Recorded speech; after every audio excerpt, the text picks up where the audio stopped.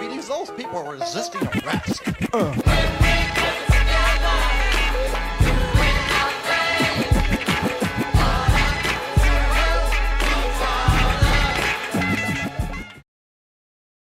Here's the video for the LETSHUOER S12 Planar Earphones. They're $149. They're built good. They're tuned well.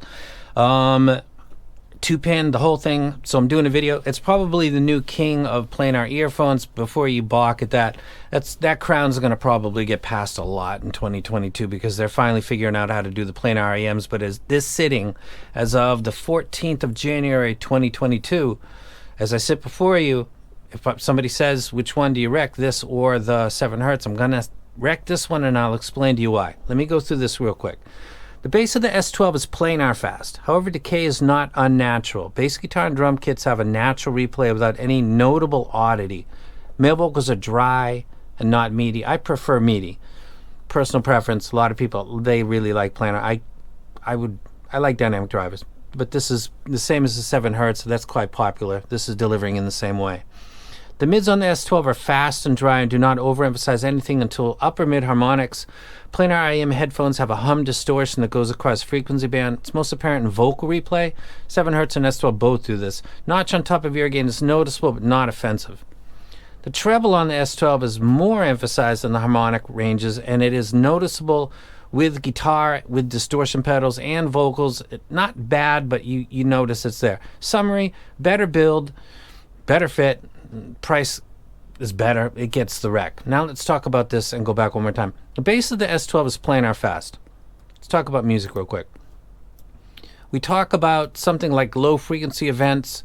Go back to Tupac, go back to Big Boy, go back to Black Sabbath. Bass sounds great on the 7 Hertz and the S12. They did it really well. If I listen to something like Black Sabbath, Massive Reality, where I've got a bassist and a drummer that I've shown in previous videos of them doing a studio rehearsal, it's two instruments that are existing at about the same area of the frequency response, and they're happening at the same time. So masking, kind of overlapping one another, kind of canceling each other out for drivers that are dynamic. Even balanced armors to an extent have difficulty with this. The P1 by Tin Hi-Fi is the first time where I heard this in a way that I thought, wow, that's another level. And then the 7 Hertz came along. It does the same thing. S12 does the same thing. It's not able, no dynamic drivers really do that. That's the whole point of the planars, and that's why the headphone versions are they've got this precision without messing up with this kind of unnatural, like a balanced armature in the treble can maybe do great things because it'll give you a low frequency driver to play with separately. However, if you tune the BAs in the treble wrong and there's some odd spikes, the whistle, people pick that up and they're turned off to it. The hybrids with BAs up in the top end are really hard to get done well, in my opinion. Hard for me to kind of fall in love with those sets. That's why I like EST, particular quad, slightly toned down, seems like to be my jam pretty much. So the low frequencies on the S12 are fine. The fast, the clear, the dry, there's nothing really going on right there that's something that I should be bringing up and saying, watch out for that. The mids on the S12 are fast and dry also. If I listen to something like Can't Find My Way Home, Steve Winwood's vocals, you notice I'm moving away from that pretty quick. If I listen to Bruce Springsteen's vocals, if I listen to Fleetwood Mac, they've all got planar tint to it, I guess is the way to say it. Everybody that does reviews is going to have to come to some kind of agreement. To me, it sounds like a distortion hum that goes across all the frequency bands, and it's most audible when you listen to vocals. It's not a bad thing, but it's noticeable that you're listening to a planar. When I listen to Dire Straits and I'm listening to the mid bass and the bassist, and he sounds correctly positioned, and Mark Knopfler and his vocals, I can pick it up a little bit in his vocals, and in the guitar, I can hear the upper harmonic little bit of emphasis that this has compared to the 7 Hertz, which would be really this set's only weak point. Let me go back to this imagery right here. This is my little spider graph. I would say that the mids, the 7 Hertz Timeless versus the Shure S12, they are about the same. I'd say that the treble on the 7 Hertz, because it is not having that emphasis in the treble, if I had to pick just on the treble, I would say that the 7 hertz is tuned better in that area.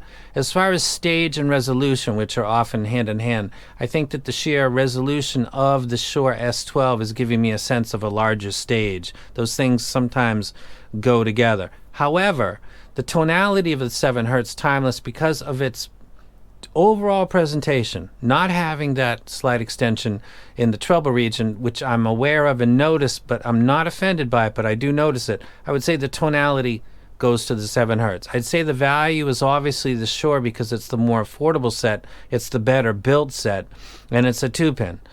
$149, 2-pin, well-tuned planar, it's a better deal.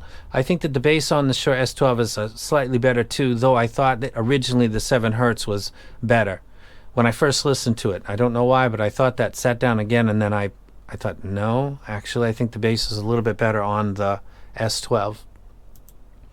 Taking a look at the S12's graph, you can see it's got the same notch that is on the 7 hertz.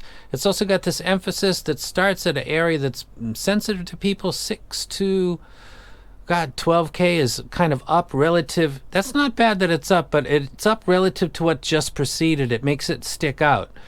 If this was a BA, it might be a problem. It's not with a planar because I'm not really having an issue with it. If we compare this with the 7 hertz, you can see the 7 hertz kind of just does my target all the way around besides this little hat right here.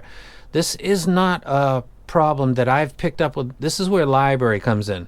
When you listen to something like rock and roll, here's Eazy-E, here's Elton John, that's quite a difference right there. Earth, Wind and Fire, Dr. Dre, E40, Fleetwood Mac, Ghetto Boys sitting right next to the Grateful Dead. With my library, I don't find that area to be offensive or fatiguing. With a balanced armature or too much energy EST, it might be, but with this set, I'm not getting the I need to put this down after 30 minutes type of thing. So it's not ideal on a graph, but I'm not getting that in the replay. This is a close-up look at it again. The build quality is excellent. The fit in the ear is excellent as well. That's the 2-pin. It's flush. And then you've got the little breather holes here. And then a closer look, you can see where they're getting air inside there. And this is really an important point because that's what the 7 hertz was doing that some of the other sets weren't doing. That's another look at that. I'm going to go ahead and close this down. So that's the Shure S12. It didn't take long for someone to, maybe they were working on this at the same time as 7 hertz was working on theirs, because I had 5 or 6 planars that were just total wrecks, and it stood out that the 7 hertz was completely not a wreck, and it was, they got lucky or not. Apparently they're just getting better at tuning like they did with the budget stuff back last year, about the past 18 months, around $50 to $100. There's lots of good stuff that you can buy, more than the prior year. They really nailed that down to the point where a lot of people, they live there and enjoy the hobby because it's not all garbage. It's pretty good stuff. Now the planars, instead of just being this mishmash of total garbage, the 7 hertz comes along and shows everybody what an in-ear monitor without a digital sound processing cable like Audeze uses, or Odyssey. You can just plug it in and play. 7 hertz introduced that, and also the planar sound of an IEM. It's technically absolutely amazing. It's a fantastic experience. I would recommend that anybody that doesn't have planar in the collection should probably try it. It might really hook you and keep you, and you might get this way on the tree. Like, instead of getting more dynamic drivers, more hybrids or tribrids, you might start trying to nail down your perfect planar set. As of this video, I'd say probably that might be good to go for the S12 if you're looking to go for the planars. It's a really good set. It's $149. I can't not wreck that. It fits me. It's built strong. For that price and that sound quality, plays everything back. Remember, my library is important because the upper harmonics are not bothering me. If you listen to stuff that's got tons of energy up there, you might want to wait for someone that has that library and does the review. I find it to be an appealing set, and I think it's worth the money. That's the S12 by LETSHUOER.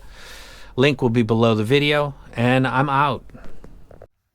Okay, this is a set called the LETSHUOER S12. It's a planar earphone. It looks like a regular one, which is unlike the Timeless, which looks like a kind of like a wireless or something. This actually looks and fits like your traditional IEM. Let me say before I continue that I think this is probably the best planar that you can get on the market, period. The Odyssey, which is very expensive and people talk about it a lot, you need a digital sound, a DSP cable between an iOS system and the Odyssey. I don't consider that to be really a good out-of-the-box functional thing because I'm an Android user, so let's get that out of the way. Great set in ideal conditions, out of the way. I think that this is the best set that you can just go out and buy, open the box, which is right there, and plug it in and listen to it. Is it a big step up from the Timeless? I think that it's very close. I think that talking about things like bass, which is good on both of these sets, there's not a lot of separation. So this gets to the, should you buy this set if you already have the Timeless? If this set fits you good and you bought it and people hyped it and said it's got great detail and you agree with that and you don't have a fit issue, then I don't think so. If you were holding off because you weren't sure, first gen of good planar, fit might be questionable, something that is like that, then I would say that you should buy this because out of the box, it is very similar to that and it has a higher quality cable. It's easier to fit and it's actually cheaper than this set, if I'm not mistaken. So this is more affordable. It fits your ear probably better. And it's got a nicer cable with it. It treats the low frequencies similar to this set. It treats the mid frequencies similar to this set. This has a little more energy in the treble, and whether or not you like that is going to depend on your music library. I'm about to do a video tonight, and I'll explain why I like it at length using music, so you can look forward to that. But I think this is the best on the market right now, and that's my opinion. And I'm out.